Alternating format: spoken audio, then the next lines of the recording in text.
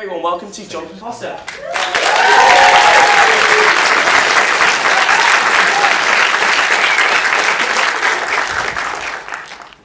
I don't know what you do with your chewing gum up here. Thank you very much, and I have to say that I'm very flattered to be invited along to this gig, and so flattered, in fact, that I've actually written something out. I don't know whether it'll be full of any warmth.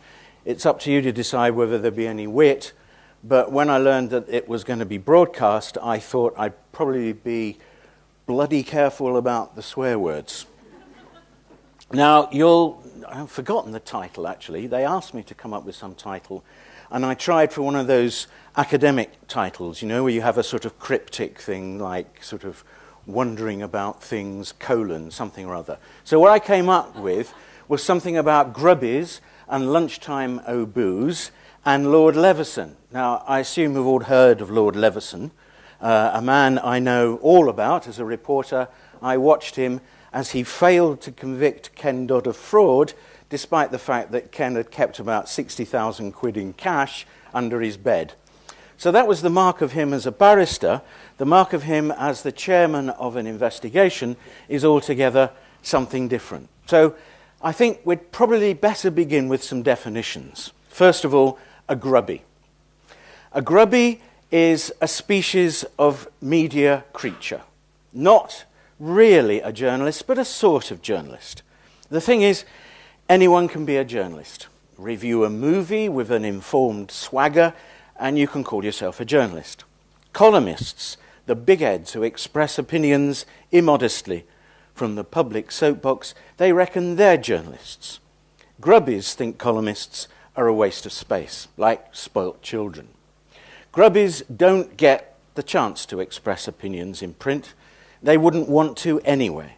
They always were, and I hope somewhere still are, the troglodytes of newspapers. They're at their best exploring dank and dark warrens. They penetrate those moist and murky places where misdeeds are perpetrated. You could compare them to those primitive life forms that consume ordure. Grubbies are muckrakers, they're shit stirrers, and their DNA is quite different from the columnists, the reviewers. Most grubbies find it impossible, for example, to write in the first person. And it's my proposition tonight that they perform a precious service, cleansing the stables of power and privilege. They're guided, our grubbies, by the radar of skepticism and the direction finders of perversity, even cynicism. Grubbies are, in short, good reporters. They hunt that sort of news that you hope causes irritation, causes embarrassment, causes regret, even prompts the odd resignation of leading characters in their stories. Now, Private Eye, that magazine whose sales are increasing regularly, mocks the grubbies. It has as chief grubby the fictional Lunchtime O'Booze, a lazy and bibulous hack whose copy employs the range of cliches from A to B and perpetrates myths and downright falsehoods. But Lunchtime, remember, is a parody. He's a ridicule of grubbies, and you may not know, but if you think about it, you'll see why. Private Eye employs a formidable staff of grubbies for its own peerless investigative reporting. There's no better reporter in these islands than a former colleague of mine. She now works for the Eye. She's called Heather Mills, not that Heather Mills, the namesake. And Heather discovers and reports stories without ever having her copy appear beneath a byline, stories that feature people who'd much rather the story was never published.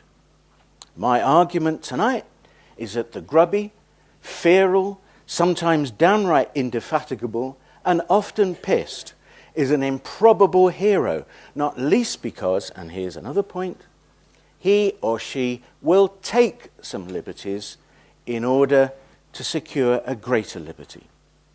And grubbies are an endangered species. Why? Well, I'm worried about them because of Lord Leveson, because of the public inquiry he chaired into, and I quote, the culture, practices and ethics of the press. Now, a couple of us in this room used to work with a very, very fine journalist called Tim Brown, who wrote, "The standard of the British press has always been at an all-time low." And I think you should bear that in mind. I've no disagreement with Tim's reflection.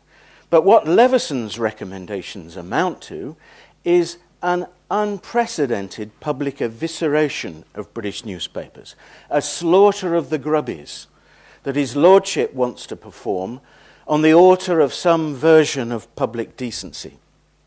Once again, sin has been discovered in the world, this time in the pages of the popular press. And Her Majesty's inspectors of souls have viewed it with such alarm that they've paraded as witnesses to their piety the grief of wretched families like the McCanns and the Dowlers. I don't doubt that some of the practices employed by News International were shocking. They were also illegal at the time. The failure to reveal and prosecute them might persuade you that it was principally the police, foremost the police, who should have been dragged before his lordship. More of that later. Meanwhile, it's going to be my confession time as well, as we consider what Leveson's changes would, in my humble, grubby opinion, what those changes would mean if implemented. And I'm going to acknowledge a public debt here to a couple of great observers and reporters, people whom you should read if you're seeking after perversity and skepticism. Lewis Lapham, Lapham, and the late Christopher Hitchens, Hitchens. Google them both and read them. If Leveson becomes law, there'd be a regulatory board. Who'll be on the board, I wonder? Would it be the same pompous arse lickers that were Leveson's advisors? Those who can frown and be condescending at the same time? Knights, a couple of political correspondents who've never worked in a damp, dark place. A retired police chief. Even, really, the obligatory know-it-all academic. You know the sort of people. None of them with any time for popular newspapers. Probably none of them most of them rather, would rather be seen dead than clutching a copy of the Daily Mail. And these are the people who endorse the idea, totally illogical to me, that the state can and should regulate a free press. It's more nonsensical, in my opinion, the more you think about it. The state, the most sophisticated spinner of all yarns, as arbiter of all storytelling? What next? How about Roman Catholic priests inspecting children's homes? It makes as much sense because Leveson's proposed state apparatus would also appoint inspectors of the press, all of them potentially trigger-happy with an arsenal of fines, even imprisonment. There'll be a hallmark awarded to a recognised brand of trusted journalism.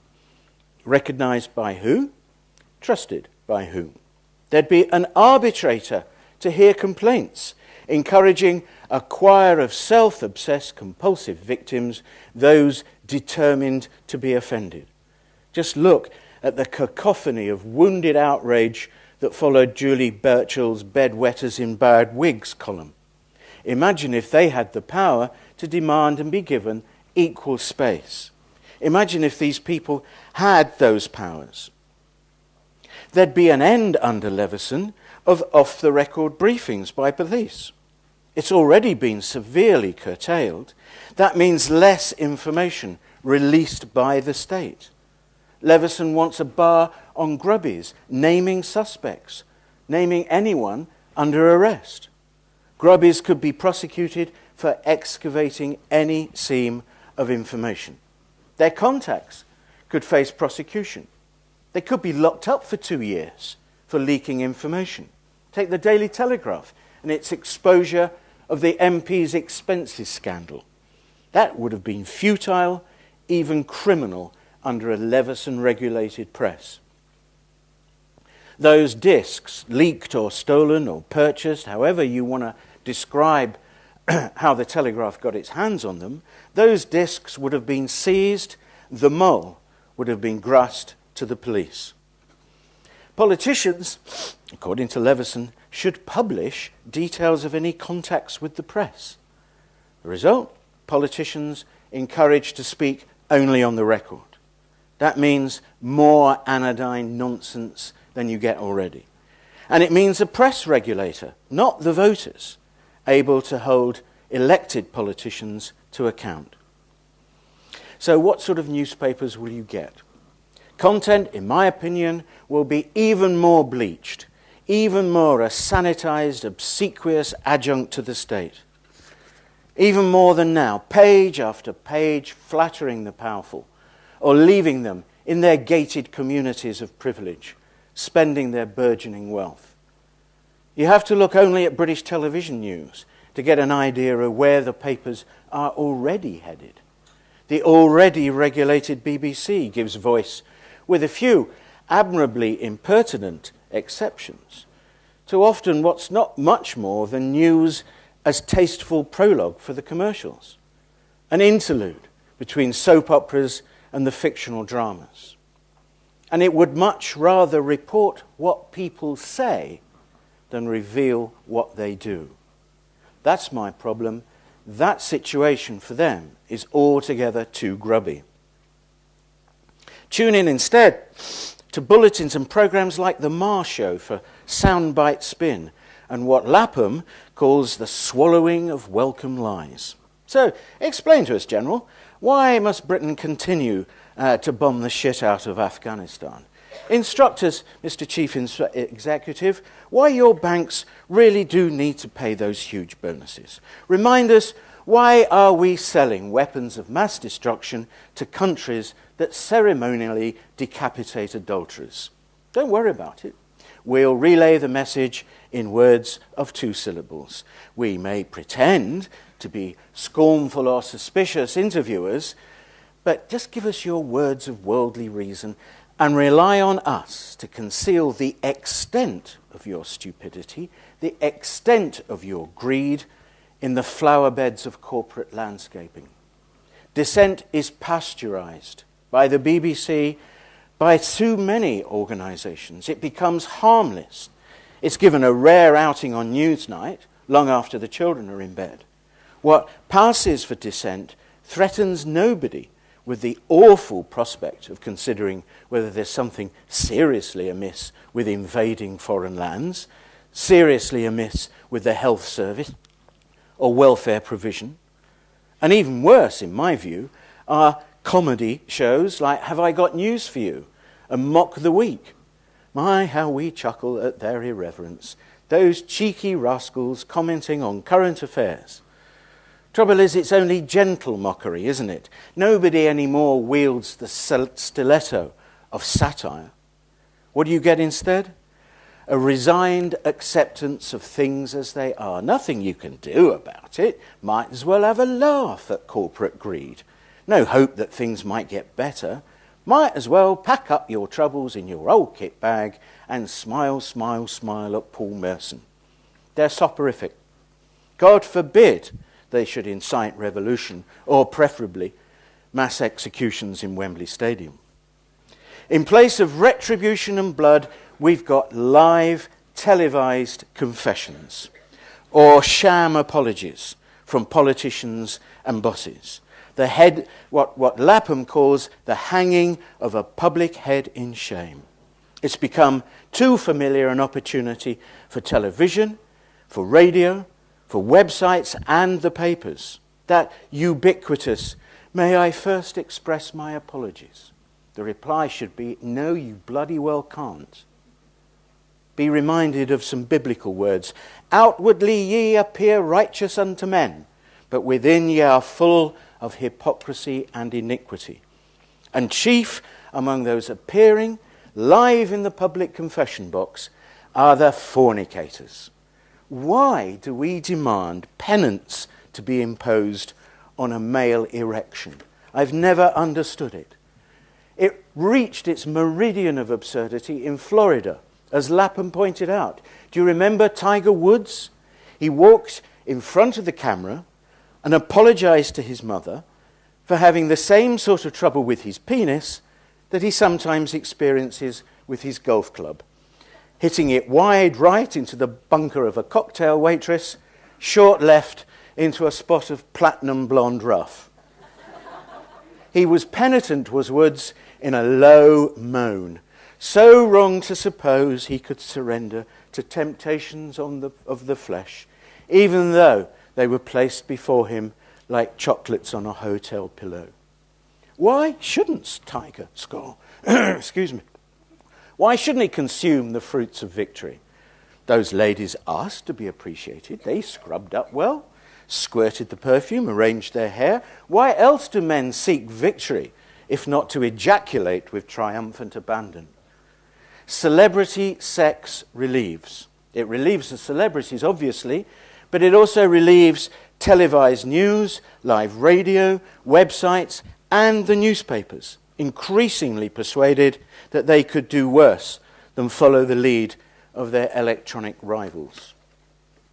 Sound bites and shagging, material that saves editors the grueling and expensive task of hiring grubbies, saves them from the disappointment of something suspicious but unprovable. Gossip recycling, or the employment by News International of a very dodgy private investigator, is not only easier, it's cheaper than assembling facts. And here's the paradox. Embrace Leveson and his apparently high-minded view of what newspaper ethics should be, and in my opinion, instead of a better culture in newspapers, you'll get more of Tiger and less of a media with claws. Those in a position to hang the curtains of secret governance choose the densest, darkest fabrics. And Leveson's recommendations drape the rich and the powerful in privacy.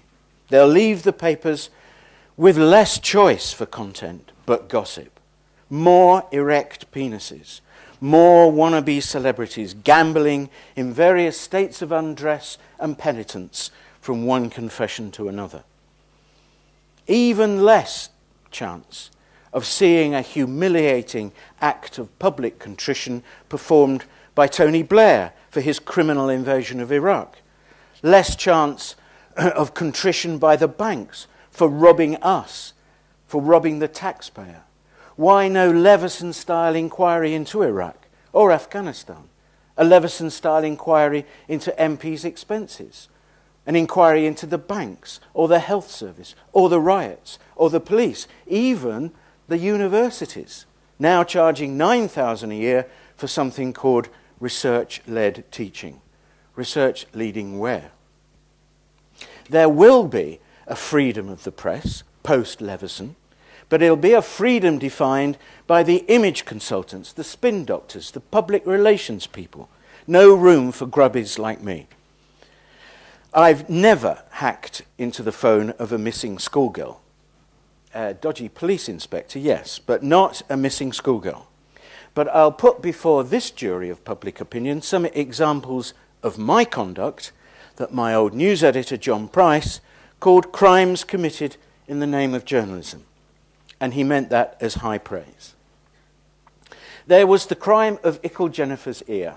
This was Jennifer Bennett, who featured in a Labour Party political broadcast, with her parents complaining that Ickle Jennifer had been waiting an eternity for an operation that might correct her hearing. We didn't know the identity of Jennifer Bennett. Some academics have written papers about this episode in which they say that the name was leaked to The Independent. No, it wasn't. I got the name. I got the name by pretending to be all sorts of people and phoning maybe a dozen or more ear, nose and throat consultants around the southeast of England, pretending to be until eventually, through powers of persuasion and impersonation, I found out her name. That was a crime. There was the crime of Supergun. This happened at a time when the British government, which wants, of course, to regulate the freedom of the press, the British government was selling arms to Iraq, the Iraq of the great Saddam Hussein. It was against the law to sell arms to Iraq. And then, lo and behold, leaked from a customs source, who under Leveson would probably go to prison for 2 years, leaked to us was the news that Supergun was being built with a potential formidable ballistic capability. It was actually being made here in Sheffield. And we found out the name Chris Conway. He was the architect, the designer, or one of the designers of this particular gun. How to find Chris Conway? Difficult one. He must be a metallurgist. Beep, beep, beep, beep, beep, beep. Is that the Institute of Metallurgy? Hi, I'm and I'm organising a symposium on metallurgy, and I've had to make some changes to the running order, and I need to get in touch with the people who are attending. I wonder, do you have any contact details for... Thank you very much. Phone down, in the car, down the M4, on the doorstep. Isn't it better that you talk to us before the police shut you up for good? There was the crime of the breakaway trade union. Heard whispers about it. So what do? You go undercover. Probably the most difficult impersonation I've ever pulled off of a miner. A miner with a Nottinghamshire accent drinking in a ghastly pub called the Rufford Arms outside Mansfield. I'm not sure, actually, if that isn't tautology. All pubs in Mansfield, I think, are pretty awful. And through a bit of eavesdropping and a bit of, I bloody agree with that. Oh, I certainly agree with that. Obviously, not with a press card on show, not with a notebook out. I found out plans for the formation of KNOTS 84, as it was called, later called the Union of Democratic Mine Workers. Impersonation, insinuation, pretending I was someone who wasn't supposed to have been at that meeting. The crime of the drug syndicate boss.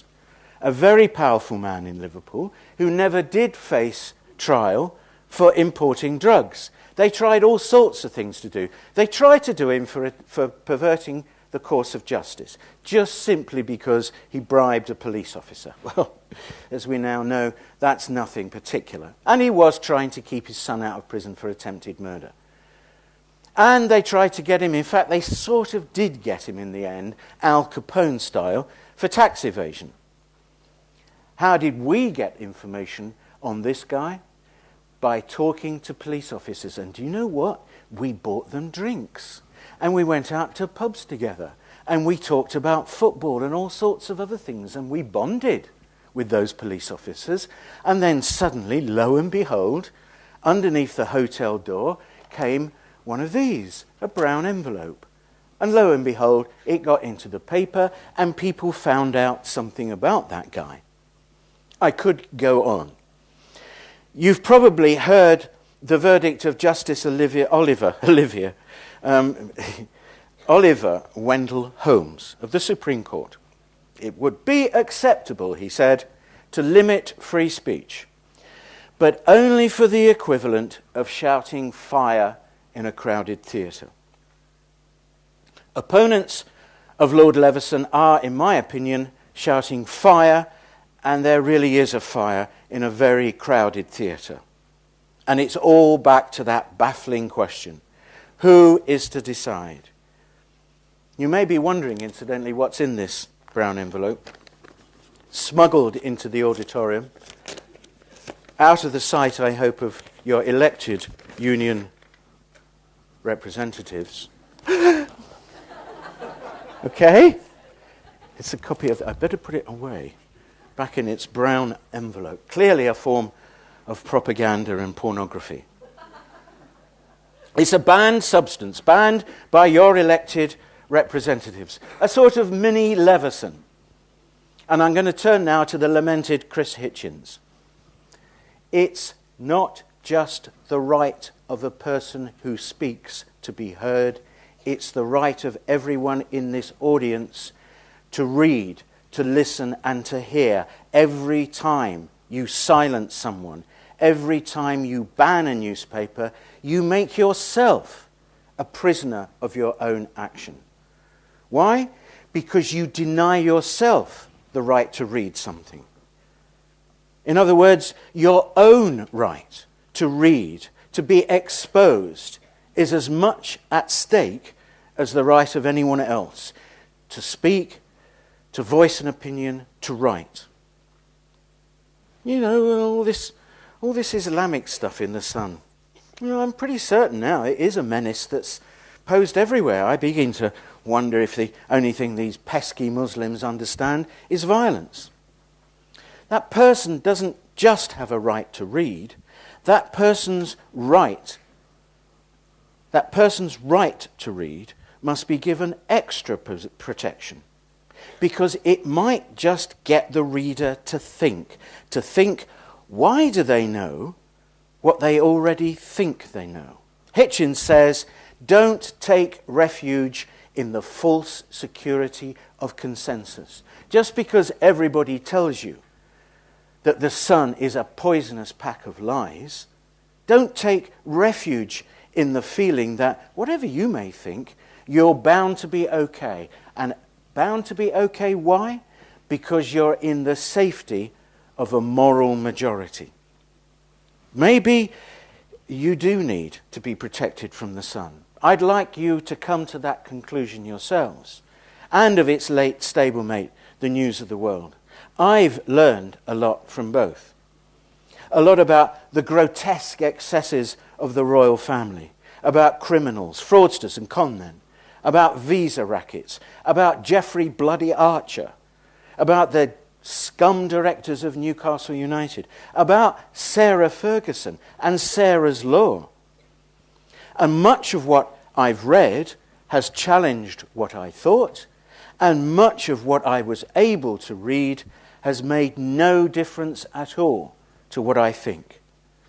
Every time you violate or propose the violation of the right to a free press, you're making a rod for your own back. Because the other question raised by banning things, raised by Lord Leveson and his inquiry team, is to whom do you give the right to decide which report is harmful? Which is the harmful newspaper? Which is the virtuous newspaper? Are you going to enforce reading, perhaps communal readings out loud of The Guardian every morning? Which whistleblower has to be protected? Who is going to decide whether the consequences of publishing a story are going to be so harmful that they outweigh the virtue of publication? Who's going to make that call? Any nominations? Steve Coogan? Hugh Grant? Chris Hoon? Sarah, Duchess of York, or whatever her name is? How about that MP whose moat you paid to clean? Maybe even the McCanns. Good idea.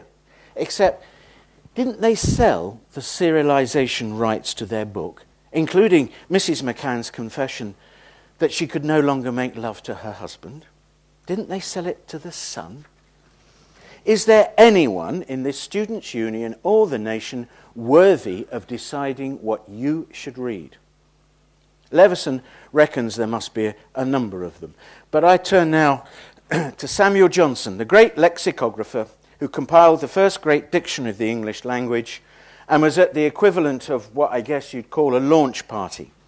And a group of decorous ladies came up to old Sam and said, "Dr. Johnson, we are delighted to find that you've not included any indecent or obscene words in your dictionary." "Ladies," said Dr. Johnson, "I congratulate you on being able to look them up." Some of you haven't quite got that joke. I'll explain it later. Meanwhile, I'm going to continue suspecting the motives of anyone who thinks he or she is capable of implementing Leveson's recommendations. And it doesn't begin or end there. MPs this week adopted the government's Justice and Security Bill, which radically expands the use of so-called secret courts. How can they be courts if they're secret? Do you think those powers will be used by ministers to reveal, or do you think they'll be used to conceal? They've already passed the Bribery Act, which makes it impossible for grubbies to take small liberties to expose much greater infringements of liberty? Are you content to chuckle along with Paul Merson and Dara O'Brien in a cosy ignorance, snug beneath your duvet of regulated news, ignorant of what's going on, being done in our name? Or would you rather peep out from beneath that somnolent innocence? I went into journalism inspired by one anecdote and one quotation, both of which I learned when I was an undergraduate in this university. The quotation is from John Adams, second president in the United States and a close reader of Tom Paine. Adams wrote, "Liberty cannot be preserved without a general knowledge among the people. They have a right, an indisputable, unalienable, indefeasible, divine right to the most dreaded and envied kind of knowledge. I mean of the character and conduct of their rulers. People who are in a position of power and control over you should have no secrets from you." The anecdote I heard was about a very senior High Court judge. This is going back many years, because in the act of sentencing a man to death, he was simultaneously masturbating beneath the bench. It taught me always to be skeptical about what the rich and powerful were doing with their hidden hands. And it's because of what people get up to with those hidden hands that I commend to you tonight that you're much better off with grubbies than you are with Lord Leveson. That's your lot.